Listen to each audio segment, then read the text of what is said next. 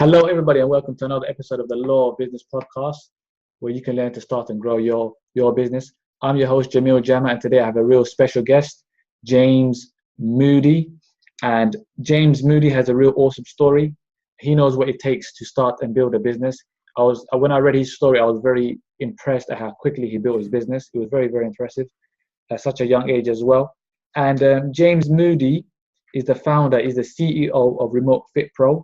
And he helps fitness professionals take their business online, travel the world, and live with freedom. And he's done just that because he used to live in Thailand. Now he's in London. Then he's from Milton Keynes originally, but he's currently in London. And he used to live in Thailand. And in a month's time, you're moving to Spain, right, James?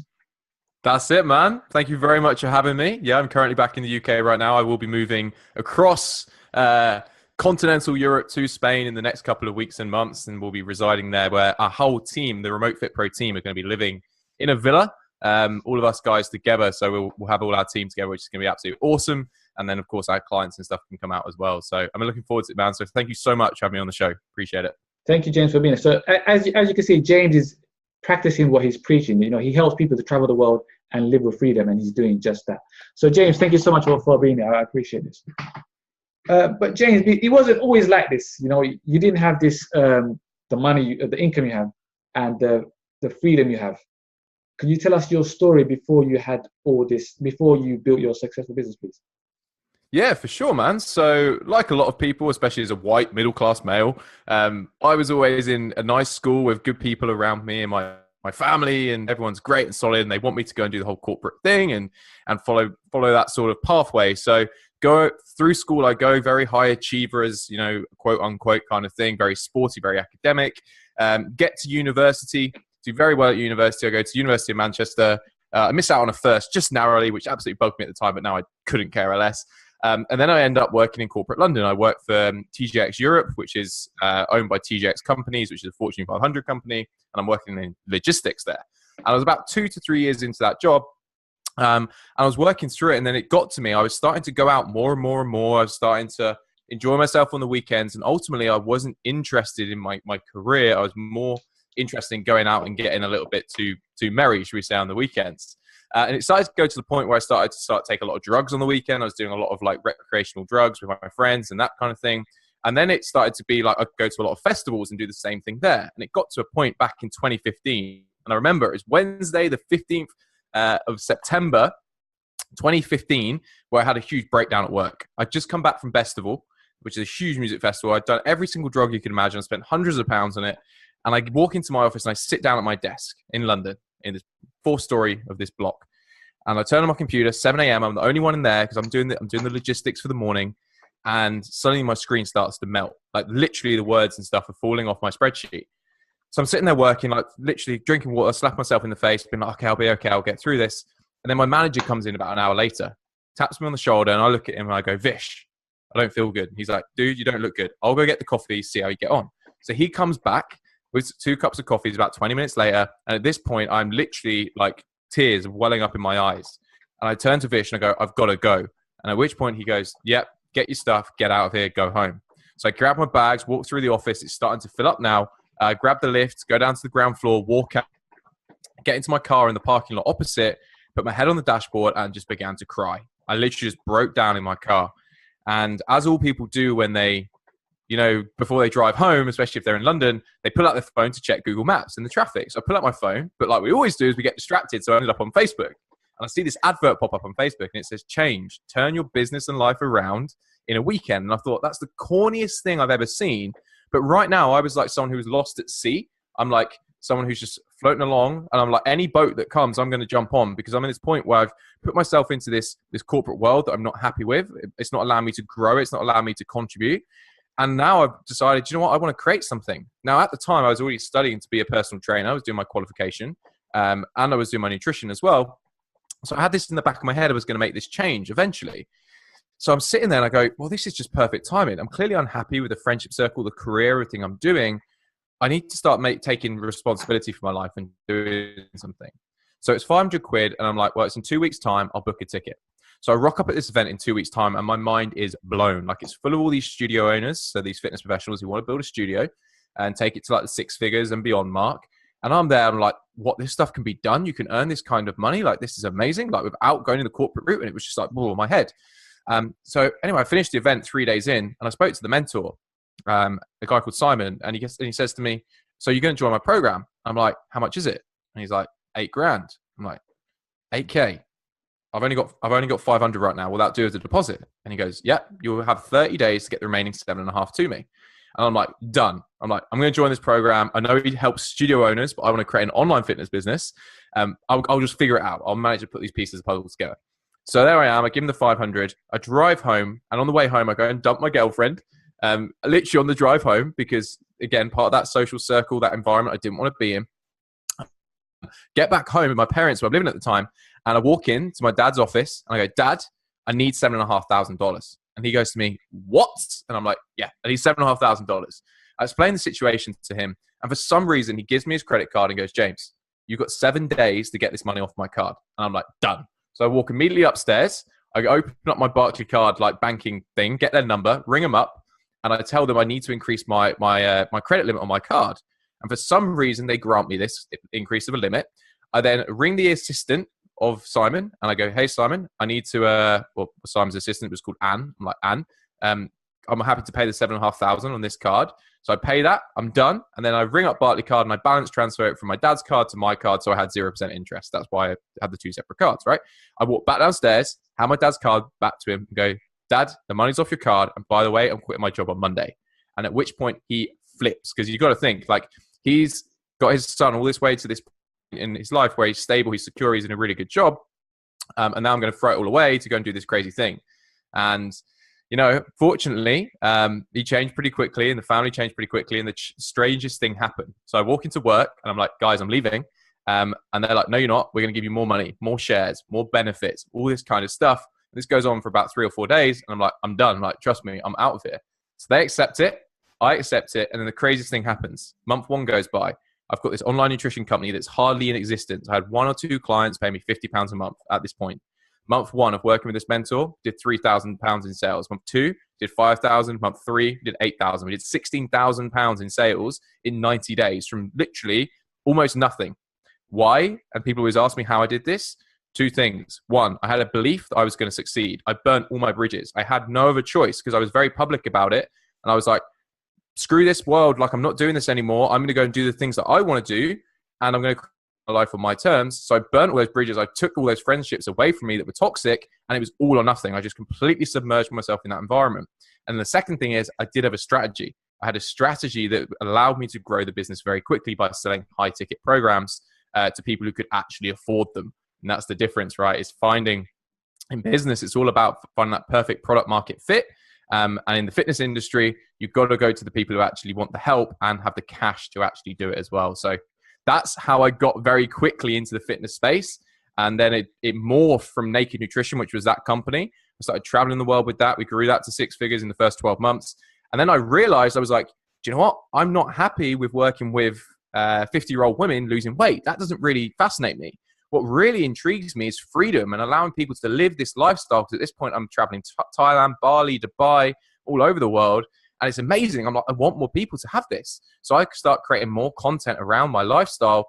And then people coming to me being like, hey, James, how have you done this? How have you done this? How have you done this? And at this point, Remote Fit Pro is born, which is the company today where we help fitness professionals to take their business online, travel the world, and live with freedom by joining, which we like to call the remote revolution, which essentially just means you using the digital age to create freedom in your life. And that's where we are today. We literally I've spoken all around the world, New York, Dubai. I frequently hold massive guests on our podcast, Remote Revolution Show. And then we've got a community of about 100 fit pros, 100 clients who we look after in all areas of their business. So that's pretty much what we do today. Wow, James, that's a real awesome story. Like I said, I was very impressed when I read your story because you did all that in 3 months. I was shocked, basically. I was like, what the hell? I was thinking, damn, you must have been real determined. You must have really wanted it. But you explained everything. Like you burn your bridges, you cut out you did everything right, basically. You burn your bridges, you cut out the toxic friends from your life. You got a coach, you got a mentor. That helped. Did that help the most? Getting a coach. Yeah, look, there's something I've noticed from being around people who are much more successful than me, I'm talking 7, 8, 9-figure entrepreneurs, and all of them invest heavily in their development. All of them. There's the one commonality that I can draw out, among other things as well. They invest, and they invest heavy. And they basically go and find the people who have done it. Because success leaves clues, right? So Tony Robbins quote, like, success leaves clues. So why would you try and figure this stuff out for yourself? So you've got two options in life right now. You can try and climb up the mountain on your own, and you've never been up there, and it's pitch black, and it's covered in like a minefield that you're going to keep treading on these mines and blowing yourself up and knocking yourself back down this mountain. Or you can get a guide. You can literally pay someone who's been up the mountain 100 times. They can tell you where the holes in the mountain are, and they're going to get you there quicker, safer, and it's going to be more enjoyable in the process. And it's that understanding. And yeah, it was scary for me, but I had such a belief because this guy had amazing results. So I was like, there's no difference from this person I'm seeing on this testimonial than me. And I was so confident that I was going to make this work, and I had to, because I'd burnt these bridges, that it was the only option. It was the only option to make it work. Unfortunately, I was able to get up that mountain without blowing myself up too much. Like, of course, we still making a lot of mistakes, and man, I've made a lot of mistakes. But still today, I'm always looking who is already 5 steps ahead of me, who I can invest in, who I can 0.001% where you come up with the iPhone or Airbnb is so rare, like so rare. And by the way, they didn't do that the first attempt. Like, if you listen to the guy, the founder or co-founder of Airbnb, the amount of stuff that he went through before he got there is insane. So and they got a lot of help as well. They got a lot of investors backing them as well. They did, but his original story is incredible, like what he went through to try and get to that point. And like, don't take anything away from investors. Like, you've got to be able to get that business to that stage and have the mindset to get them to that stage, which is amazing. But what I'm trying to say here is, don't look for that home run. Like, when it comes to business, just start taking action today. Like, what have you got as a skill set? How can you add value to the world? And then just start following that. And then the next road, the next road, the next road will unveil itself to you. And then you walk down it. Coaching, I would say, it's mandatory. Reading books is good. Listening to audios is good. Going to events is good. But you need to have that coach that's been there and done that to guide you as well. Because I think it's mandatory. Even this guy, the billionaire, Warren Buffett, has a coach as well. And he's 80? He's 80 something. I don't know how old he is. 80 something. And he's got coaches as well. So if he's got a coach at that age and with that amount of wealth, then we all need coaches, I would say. Yeah, like I can tell you, like, I don't know anyone who's in Warren Buffett's league. I know people who are nine-figure entrepreneurs, and they all have coaches. It's just what they do. It's how they operate. And whether that's in their business world or in their health or their relationships or whatever it is, because, you know, you've got to have that thing outside of business, because this is what can happen to so many entrepreneurs. And it happens to me a lot because I'm so passionate about my mission of helping people join the remote revolution that sometimes I forget about other areas of my life. And if my business isn't going well, then I don't feel good. And that's bad. So you've got to make sure you've got, for me, 3 main like buckets that you work in. The first one's your business. The second one's your health and your wellness. And the third one's your adventure and your fun. Like, and if you can do something in each one of those things each day, it doesn't matter if the business has been a rubbish day. As long as I've gone to the gym today, or I've actually gone and had fun today and created a new connection with a friend who I hadn't spoken to for years, it's been a good day. So it's really important that we don't just focus 100% on business, because when it doesn't go well, then we feel like crap. And when we feel like crap, everything just goes down the drain, really. Yeah, but at first, don't you think that you need to be obsessed on one thing at first? And then when you've got 100%. That one, when you've completed that, then you can focus on another thing, then focus on another thing, because you can't be too diverse, right? You're spot on. At first. Oh, 100%. There's solopreneurs and entrepreneurs. So solopreneurs are people who try and do it all by themselves, and they typically find themselves jumping from one thing to the next. They want to get more. They don't have a long-term vision. And they get very, very much shiny object syndrome. They're like magpies. And I've been in this thing where you make a little bit of money over here and you're like, oh my God, I'm going to try this thing over here. So I'm going to try, example, I'm going to try Instagram for a bit. Then I'm going to try YouTube. Then I'm going to try podcasting. Then I'm going to try this. It's like, pick one thing and nail it. Not just your social platforms, but also what you're doing in your business as well. Like, become very, very, very good at one thing. Once you've mastered that, then you can move on to the next thing. Because so many people, they haven't got a real business yet. They're still just trading time for money. So what I mean by that is, look, if I took someone out their business, and would their business still make money tomorrow, the next day, the next week, the next month? Yes or no? Now, if you haven't built the systems, if you haven't got a team, you haven't got a business. You're a solopreneur, you're self-employed, and you're actually tied to your business. An entrepreneur is someone who creates assets, where no longer it's time for money. Like, I'm no longer trading my time for money right now. Like, I literally am making, just a couple of minutes ago, I got a sale come through. I didn't make it. One of our team made it, big sale, awesome. So it allows me to do stuff like this. And that's where you've got to get your business to before you go and say, I'm going to go and create a new venture. And that's one of the biggest mistakes I made, by the way, with Naked Nutrition. I didn't fully systemize it. I tried to hand it over to somebody else without fully systemizing it, and the business crashed because there was too much of me left in it. I didn't build the process manuals. I didn't really do everything I was meant to do. I was just like, you can do it. Oh, there we go. So you see remote with your company, Remote Fit Pro. What else do you do at Remote Fit Pro? Can you take us through Remote Fit Pro, please? What you do there? Yeah, for sure. So Remote Fit Pro is broken into 3 areas. So fundamentally, Remote Fit Pro helps fitness professionals take their business online, travel the world, and live with freedom. Now, how do we do that? There's 3 main things that we do. Firstly, we're an education platform. So we provide a multitude of courses that take people from a complete startup where they've just got their qualification and they're like, how do I build an online business? And we give them everything they need to start generating clients. And in fact, we even have a free 5-day course, which costs nothing. It's called the 5-Day Startup Challenge. And we get paying clients from that. Not us paying clients, but the people who go through it, they get paying clients in under a week from no business. We give them literally the structure to get it rocking and rolling. We then also a consultant. So we spend a lot of the time going to people's homes, helping them build out their business, going into their workplaces, helping them do it there, and also flying them out to us as well. So we do events, retreats, all these kind of things where we have these consulting sessions where we help people move forward. And the final part of the business is the tech side. So when you're an entrepreneur or an influencer and you've got a following and a message, you want to be on stage speaking into the microphone. You don't want to be the person building the stage and connecting the microphone. And that's what we do. We provide those influencers, those creators, those thought leaders with the stage for them to speak on. We give them the platform, the technology that allows them to spread their message so they can focus on doing what they're great at, and we'll just help them. So that's pretty much what we do. Those 3 things, depending upon where someone is in their journey, we can pretty much cater for most people. And you've got a real awesome team. Can you tell us about your team as well? You have a co-founder as well, and you have a good team, right?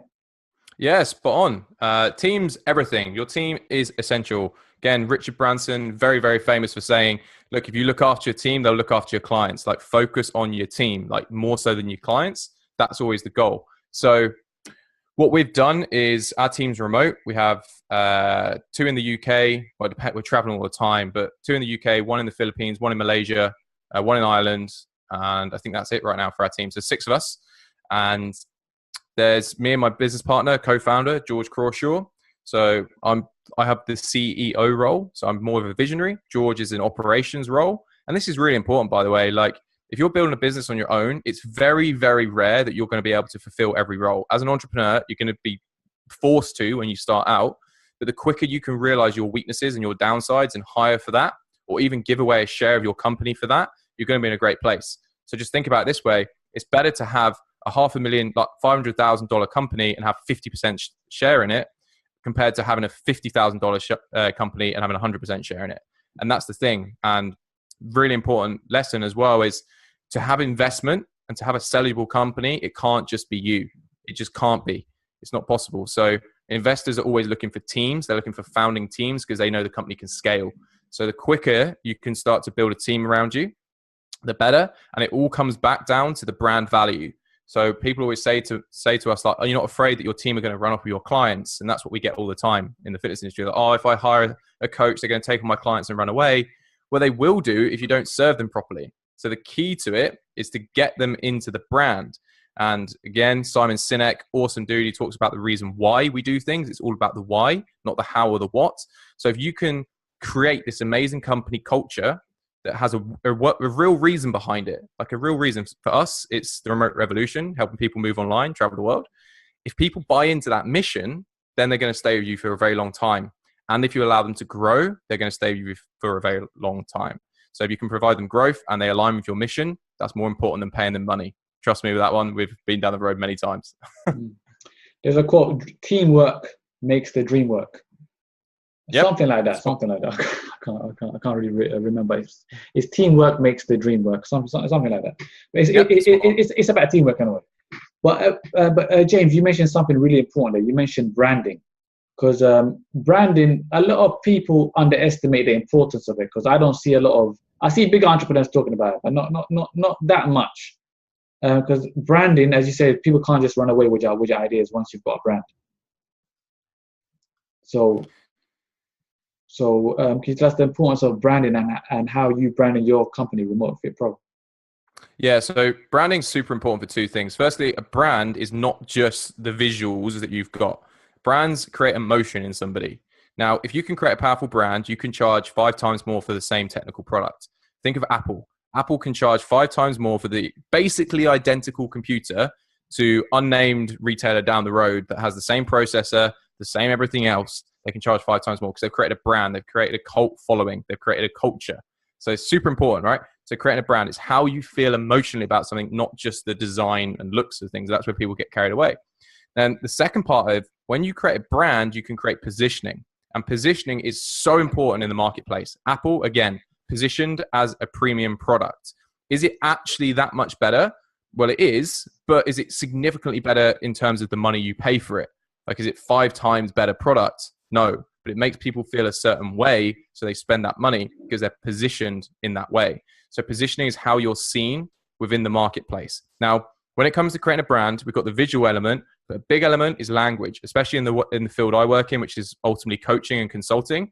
So in this field, the way that you speak is everything. So you've heard me say remote revolution about 10 times already. So that's like a phrase that we've adopted and it's part of our brand. It's a good phrase. It's a good phrase. Yeah, and it's deliberate. We do that. And you probably hear me say, travel the world, live with freedom multiple times. And again, that's part of the brand. So it gets drilled into your head and you remember these phrases. And it's super important that you do this and you look at the bigger language patterns that you're using in your brand. And you can even go one step deeper. And if you are in the coaching world, this is great. But you can have for and against avatars. So look, when someone comes and work with us, we typically label them as an online coach, as a solopreneur. And an online coach has certain characteristics.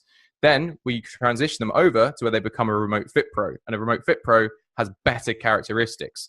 And that's what we do is we can then go, hey, are you right now looking for quick fixes? Hey, are you struggling to make it to the end of the month? And you've got all these things. It's like, well, remote fit pro doesn't look for the quick wins. They play the long game. They have a vision instead.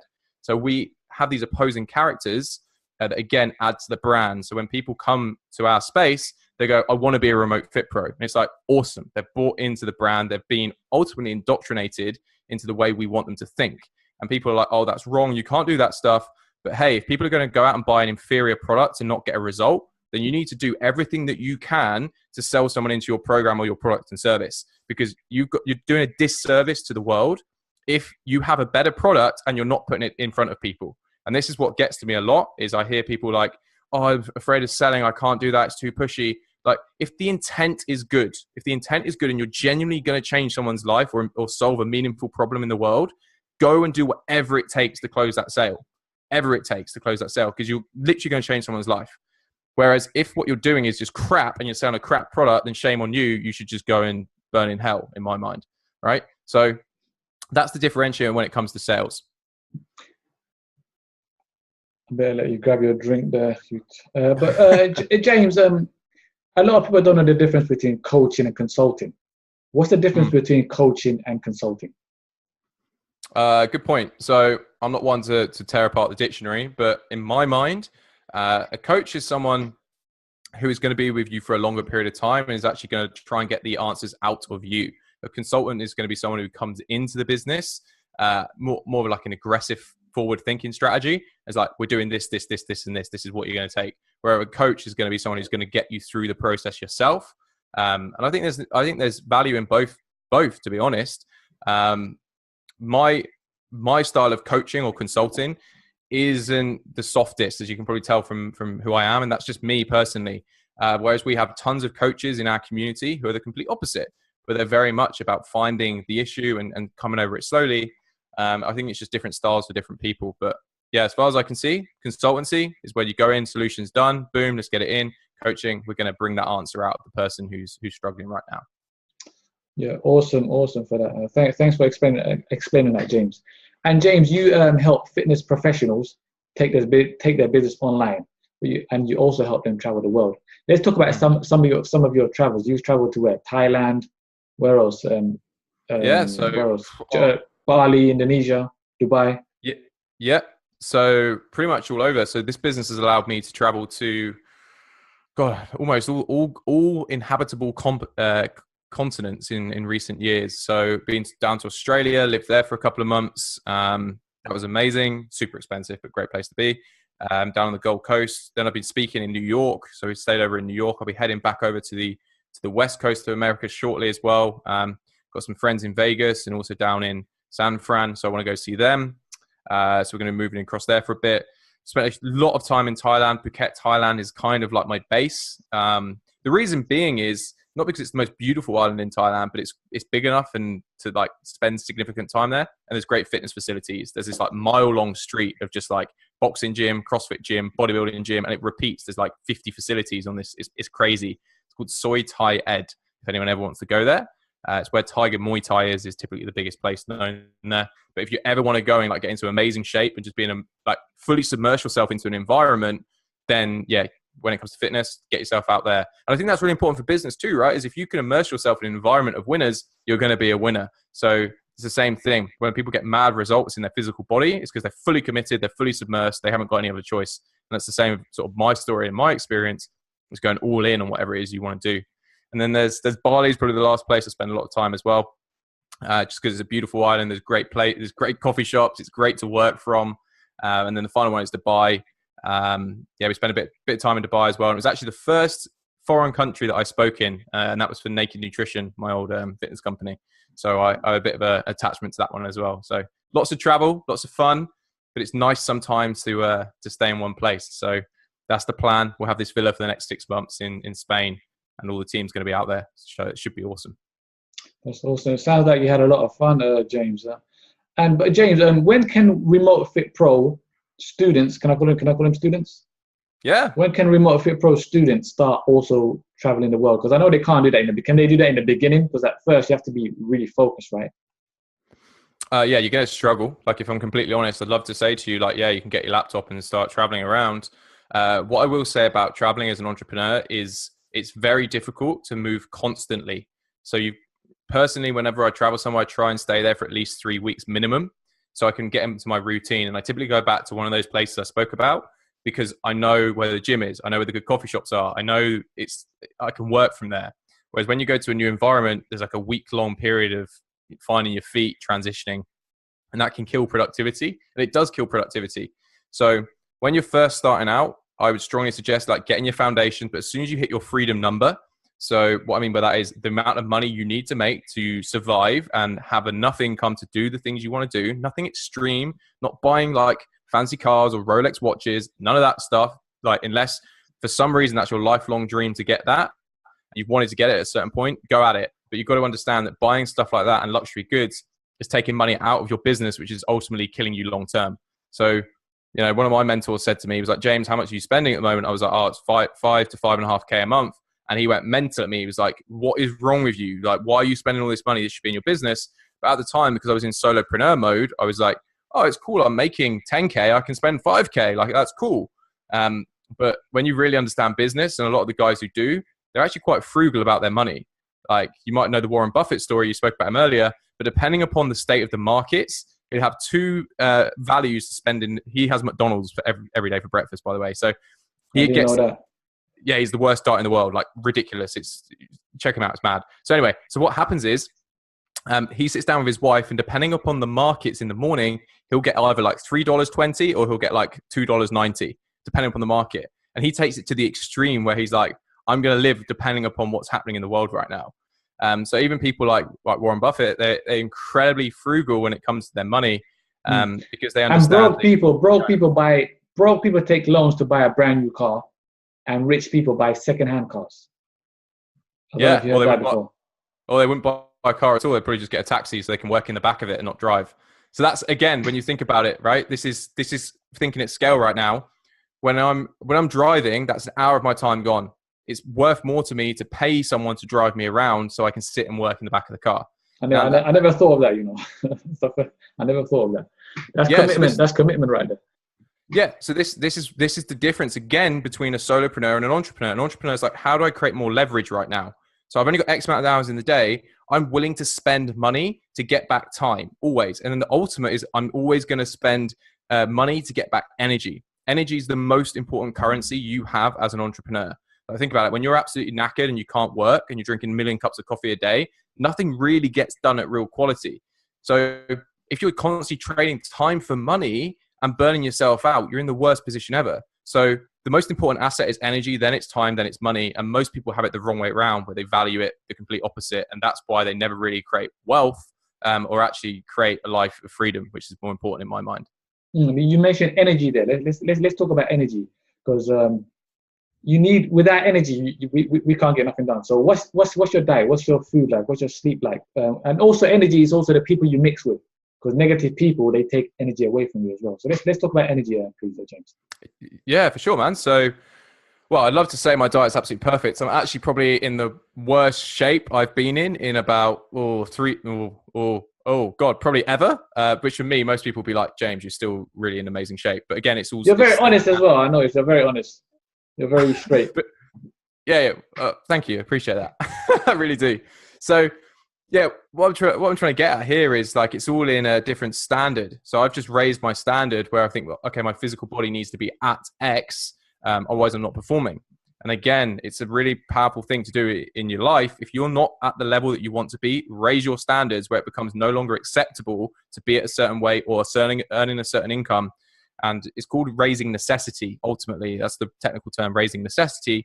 Where I always say to people, look, when someone says to me, oh, I can't afford your program, or there's no way I could close that many sales, or there's no way I could do X, Y, and Z. I'm like, if I got your mum right now and I put a revolver to her head and I'm going to blow her brains out in the next 12 hours, if you don't make that sale, you're going to make that sale? Are you going to find that lead? Are you going to close that deal? Of course you are, because you've raised necessity.